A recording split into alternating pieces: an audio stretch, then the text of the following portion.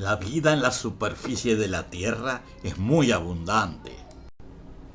Tanto en los continentes como en los océanos, los organismos biológicos se han desarrollado y florecido. Incluso en la atmósfera se han identificado microorganismos en los niveles estratosféricos superiores.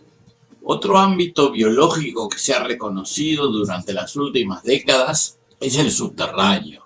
En el fondo de pozos, cuevas y galerías de minas se puede encontrar una gran cantidad de microorganismos, sobre todo bacterias, que confirman la extraordinaria capacidad de adaptación de los seres vivos.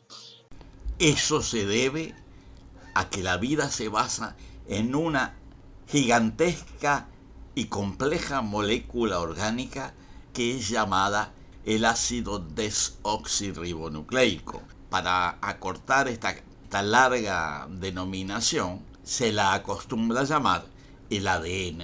Y sobre el ADN vamos a hablar a continuación. El ADN es la molécula orgánica que explica los múltiples orígenes y evoluciones de la vida.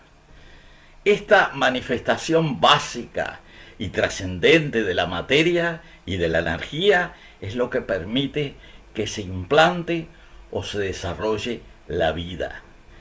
Recordamos ahora a Fred Hoyle, quien sostenía que la vida es una propiedad de la materia, y agregamos, la vida es tal vez la principal propiedad de la materia organizada. Y bien, esta materia organizada, que llamamos vida, está caracterizada por compuestos muy complejos de carbono, el elemento químico carbono, que es, podríamos decir, el elemento más importante, yo diría milagroso, casi mágico, que se instaló y evolucionó en los diferentes ambientes, macro y microambientes, adaptándose a la intensidad y frecuencia de los flujos de energía que en el fondo constituyen su principal sustento.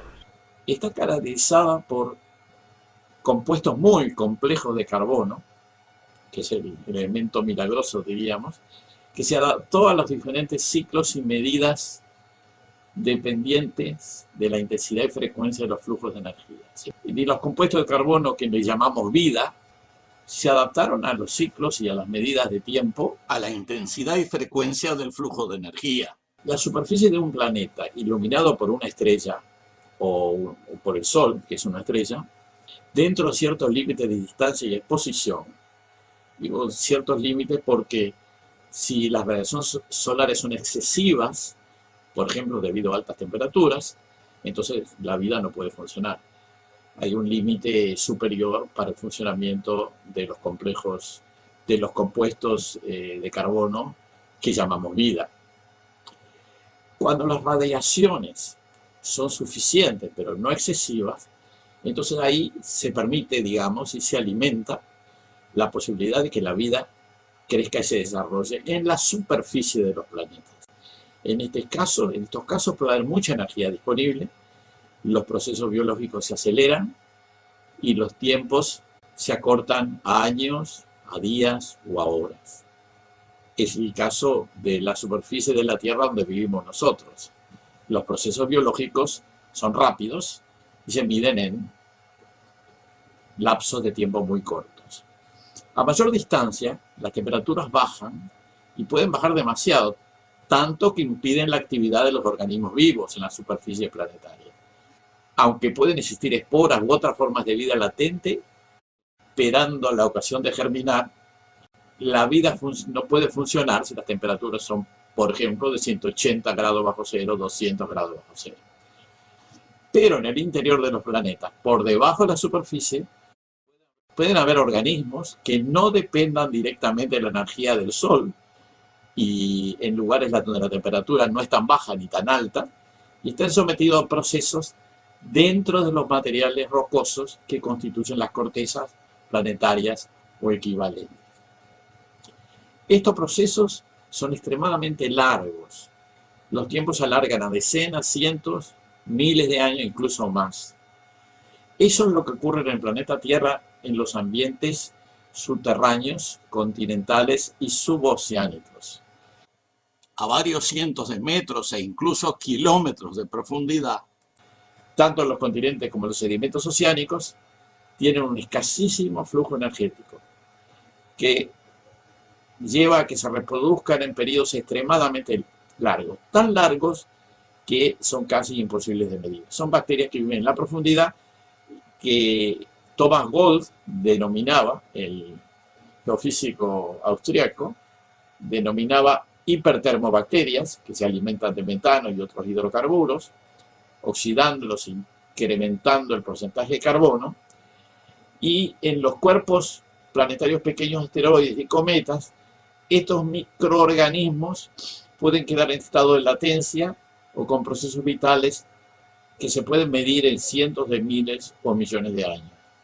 Ese fenómeno sería lo que se ha dado a llamar la teoría de la panspermia, la presencia de vida en diferentes astros, asteroides, cometas, planetas, en circunstancias diferentes dependiendo de los cuerpos de los que estemos hablando, de la energía que esté disponible. Es la teoría de la panspermia.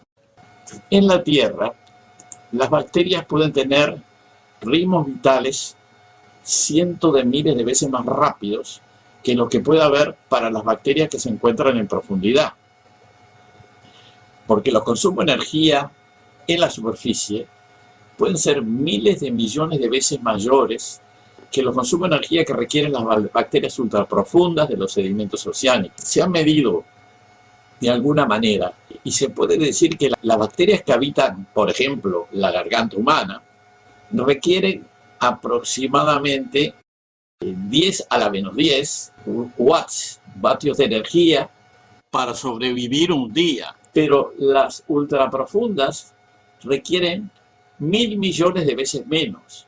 Una bacteria ultraprofunda, para sobrevivir un día, requiere 10 a la menos 21 watts.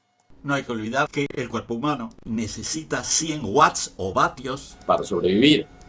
Cuando decimos que una bacteria sobrevive con 10 a la menos 10 watts, quiere decir que es una bacteria. Nosotros estamos constituidos por miles de millones de células, incluyendo muchísimas bacterias que también están dentro nuestro. Todo eso lleva a 100 vatios o watts, que es lo que se considera, se evalúa para un ser humano promedio. Los organismos que viven en profundidad no utilizan la energía del sol, como las bacterias que viven en la superficie. Las bacterias que viven en la superficie utilizan directa o indirectamente la energía del sol. Para empezar, a través de la fotosíntesis, como las cianobacterias, o indirectamente a través de procesos de descomposición biológica y química o parasitaria, como el caso de los seres humanos. La fuente de energía de las bacterias del sur, la superficie del planeta, depende de los ciclos de variaciones diurnas y anuales, con periodos de tiempo muy rápidos a lo que los organismos han debido adaptarse. En la biosfera profunda, donde la situación es de una enorme estabilidad, hay un flujo de energía, pero es tan pequeño que solo permite que las bacterias se reproduzcan al cabo de muchos años. En los estudios que se han hecho, no se ha logrado observar la reproducción de estas bacterias. Estaban vivas, pero no se reproducían porque su ritmo está pensado o está adaptado a una extraordinaria estabilidad en las profundidades. Tanto las bacterias que habitan en los sedimentos de los fondos oceánicos como las que habitan en las profundidades de la corteza, que han sido identificadas en perforaciones y en minas, poseen una gran estabilidad. Y por lo tanto, la noción del tiempo, cuando uno las analiza, tiene que ser mirado de otra manera. Muy diferente a lo que es la noción del tiempo en la vida de la superficie. Eso mismo se podría aplicar a lo que ocurriría en la vida en algunos asteroides, cometas e incluso planetas que están alejados a gran distancia y donde también el flujo de energía es muy pequeño o casi nulo. Y todo esto nos lleva a la teoría de la panspermia, que es la que mencionábamos anteriormente, que sostiene que hay vida en todas partes del universo donde puede haberla, y la vida naturalmente se dispersa a través de años, miles de años, millones de años, cientos de millones de años, lo cual no se ha podido probar porque no tenemos acceso a todos los astros del universo, ni mucho menos. Apenas algunos planetas y satélites y asteroides y cometas del sistema solar, pero incluso ahí no hay análisis suficientes para saber si hay o no hay microorganismos en estos cuerpos celestes.